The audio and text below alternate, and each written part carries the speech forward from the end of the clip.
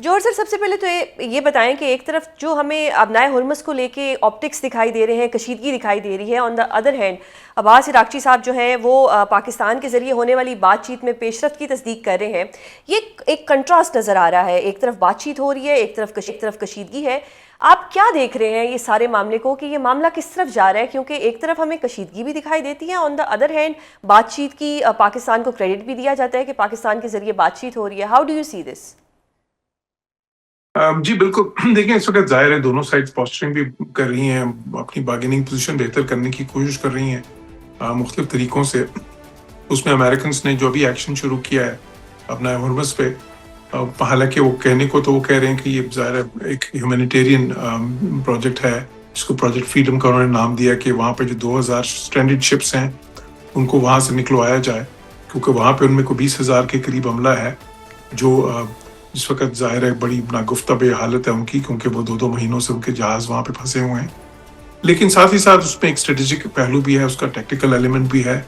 وہ چاہتے ہیں کہ ایک تو ٹیسٹ کرنا چاہ رہے ہیں ایران کو کی کیپیسٹی، ان کی ول. دوسرا وہ ساتھ ہی ساتھ جو ہے ایران پہ پریشر بڑھانا چاہ رہے ہیں، ان کو یہ دکھانا چاہ رہے ہیں کہ دیکھیں جو آپ کی لیوریج آپ سمجھتے ہیں آپ نے ہرمز کو بلاک کرنے کی وجہ سے آپ کی جو بہت بڑی لیوریج بنی ہے جو آپ سمجھتے ہیں،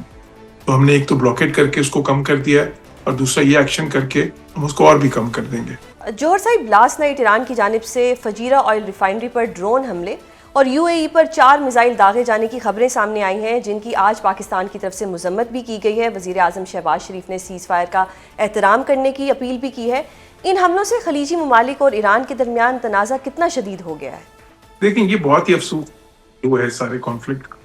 کہ اس میں پہلے بھی یہ کہہ چکا ہوں کہ دیکھیں اس میں جو ہے نا ایران کے لیے بھی یہ بالکل اچھا نہیں ہے یہ کہ یہ جنگ مزید جاری رہے، نہ امریکہ کے لیے اور خلیجی ممالک کے لیے بھی، کیونکہ ان کا تو خیر اس میں کوئی لینا دینا بھی نہیں تھا. انہوں نے تو یہ نہ جنگ شروع کی ہے، نہ یہ جنگ کے وہ فریق ہیں اس طرح سے، لیکن فریق تو بن گئے ہیں اب. تو ایک یہ سچویشن ہے جہاں پہ سب کو نقصان ہو رہا ہے، اور ون ون سچویشن صرف تبھی بنتی ہے کہ اگر مذاکرات کے رستے کی طرف آئیں. اب اسرائیلیز تو اس وقت خوش ہو رہے ہوں گے، بیکاز جب وہ دیکھتے ہیں کہ مسلمان ملک آپس میں لڑ رہے ہیں جو ہے نا، تو پھر سب سے زیادہ فائدہ تو ان کو ہے. وہ میں سمجھتا ہوں کہ یہ اس سارے تنازع کا، اس سارے کانفلکٹ کا، یہ جو سب سے زیادہ مسلمانوں کے پوائنٹ آف ویو سے جو افسوسناک امر ہے وہ یہی ہے کہ اس میں دونوں طرف سے مسلمان ملکوں کو نقصان ہو رہا ہے. اچھا سر، جس طرح اب سچویشن ہے، ایرانی اسپیکر باقر کالیباف کا یہ موقف سامنے آیا ہے کہ یو ایس اے نے ابنائے ہرمز میں ایرانی کشتیوں پر حملہ کر کے سیز فائر کی خلاف ورزی کی ہے، جبکہ یو ایس اے کہتا ہے کہ ہم نے ایسا کچھ نہیں کیا، وہ تردید کر رہے ہیں. تو یہ بھی تو ہو سکتا ہے کہ جو یو اے ای میں حملہ ہوا وہ کسی اور نے کیا ہو، جس طرح تردید ہوتی ہے کل کو ایران بھی تردید کر دے کہ یہ ہم نے نہیں کیا. اب یہ جو ڈینائل کا معاملہ ہے، یہ جو کشیدگی ہے، یہ ایک نئے تنازع کو نہیں جنم دے رہی ان یور اوپینین؟ دیکھیے یہ معاملات جو ہیں بالکل بیانات کی حد تک تو ٹھیک ہے، لیکن جو وہاں پہ اصل معاملات ہوتے ہیں، اب جو انڈیپینڈنٹ اس وقت اطلاعات ہیں جو ان دونوں ملکوں کی طرف سے نہیں ہیں، بلکہ جو انڈیپینڈنٹ میڈیا جو تیسرے ملکوں کے میڈیا ہیں ان کی طرف سے ہے، اس میں تو صاف ظاہر ہے کہ وہ کیا اطلاعات مل رہی ہیں. وہ یہ ہے کہ امریکہ نے ایران کی کچھ فاسٹ بوٹس تباہ کی ہیں، جو کہ وہ فاسٹ بوٹ، دیکھیں ان کے پاس اس وقت باضابطہ نیوی، تو میں پہلے بھی کہہ چکا ہوں ان کی خاصی حد تک ختم ہو چکی ہے نا. ایران کے پاس نہ اس طرح کے فریگیٹس ہیں، نہ ڈسٹرائرز ہیں، نہ اس طرح کے ان کے پاس اور نیول ویسلز ہیں کوئی. ان کے پاس اس وقت زیادہ وہ ریلائنس ہے فاسٹ بوٹس پہ، یا پھر وہ کوسٹ لائن سے میزائلز وغیرہ فائر کرتے ہیں، جو یہ ڈرونز فائر کرتے ہیں، یا پھر لینڈ مائنز جو ہیں وہ، یا سی مائنز ان کے پاس ہیں. سی مائنز انہوں نے یہاں پہ استعمال کیے بھی ہیں، وہ شاید وہ کلیم کرتے ہیں کہ انہوں نے بچھائے ہیں وہ ٹیریٹوریل واٹرز جو عمان کے ہیں وہاں پہ. تو اب اس میں یہ اطلاعات ہیں کہ انہوں نے میزلز فائر کیے امریکن شپس پہ، اور اب وہ میزلز انٹرسیپٹ ہوئے، اور انہوں نے پھر جوابی جو ہے نا طور پہ ان کے فاسٹ بوٹس تباہ کی. تو یہ تو پھر ظاہر ہے اب دونوں سائڈ جو بھی کہیں، انڈیپینڈنٹ میڈیا جو ہے اس کی اطلاعات تو اپنی جگہ پہ ہیں. تو میں سمجھتا ہوں دیکھیں اب اگر یو اے پہ میزلز فائر ہوئے ہیں یا ڈرونز فائر ہوئے ہیں، تو وہ تو آج کل یہ ٹیکنالوجی موجود ہے جس سے پتہ چل جاتا ہے ایون ان کی ٹریجیکٹری سے اور باقی کن چیزوں سے بھی کہ وہ کہاں سے فائر کیے گئے تھے. تو وہ تو ظاہر ہے ایسی چیزیں نہیں ہے کہ بالکل آپ کہہ سکیں کہ جی مطلب میزل کوئی چھوٹی سی چیز تو ہوتی نہیں ہے. تو میرے خیال ہے اس میں جو کہتے ہیں نا ڈینائبل پلازیبلٹی، وہ اتنی زیادہ نہیں ہے اس میں اس وقت. صحیح. اچھا جوہر صاحب، اب ذرا پاکستان کی ثالثی اور اس کی سفارتی کوششوں کی بات کرتے ہیں، جس کی طرف آج عباس عراقچی صاحب نے بھی اشارہ کیا ہے۔ یو ایس اے نے ایران کے ایک جہاز کو اپنی تحویل میں لیا تھا، کرو ممبرز کو بھی تحویل میں لیا تھا، جو اب پاکستان کے حوالے کر دیے ہیں۔ پاکستان کی سفارتی کوشش کو اور ثالثی کے کردار کو آپ کس طرح سے دیکھتے ہیں؟ میں سمجھتا ہوں بہت اہم ہے، پاکستان کا کردار پہلے بھی بہت اہم تھا، جو پاکستان نے اس میں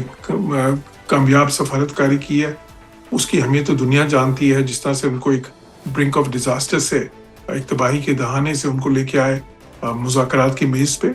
وہ تو جو ہے ایک تاریخی موقع تھا، 50 سال کے بعد تقریباً آیا تھا وہ۔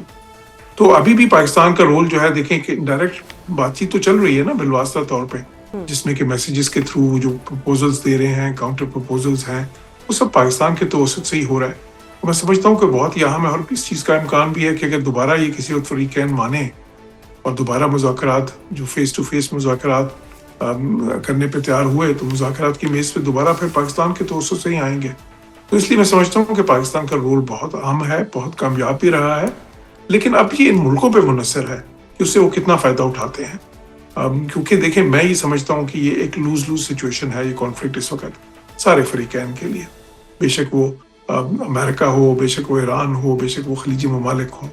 اس وقت صرف فائدہ ہو رہا ہے اسرائیل کو، کیونکہ اسرائیل تو یہ چاہتا ہے کہ مسلمان ملک آپس میں لڑیں، وہ تو یہ چاہتا ہے کہ ان کو موقع ملے ایران کی جو ہے نا جتنی بھی کیپیسٹی تباہ کر سکیں۔ تو صرف ان کی جو اس وقت ہے نا اسٹریٹجک ویژن، اس وقت وہ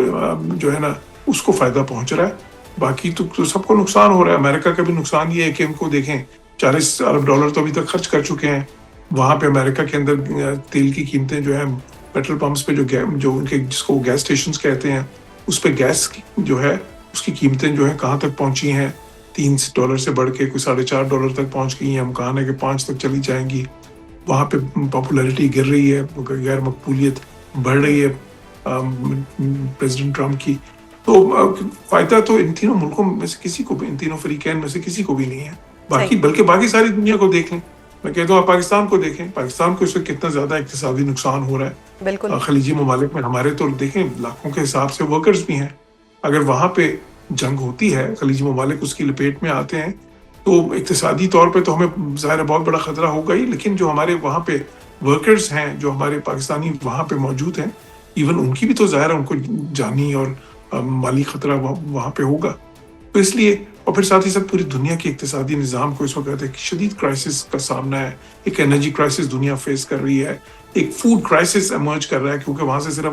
تیل اور گیس ہی تو نہیں آتے، وہاں سے دنیا کی 1/3 فرٹیلائزرز بھی آتی ہیں اسی اپنا ہرمز کے ذریعے۔ تو اس لیے میں سمجھتا ہوں کہ یہ تو ایک ایسی صورتحال ہے جس میں احساس کرنا چاہیے امریکہ کو بھی اور ایران کو بھی کہ جی یہ کسی کے حق میں نہیں ہے اس وقت، اور یہاں پہ کوئی کمپلیٹ وکٹری کسی کو بھی نہیں مل سکتی۔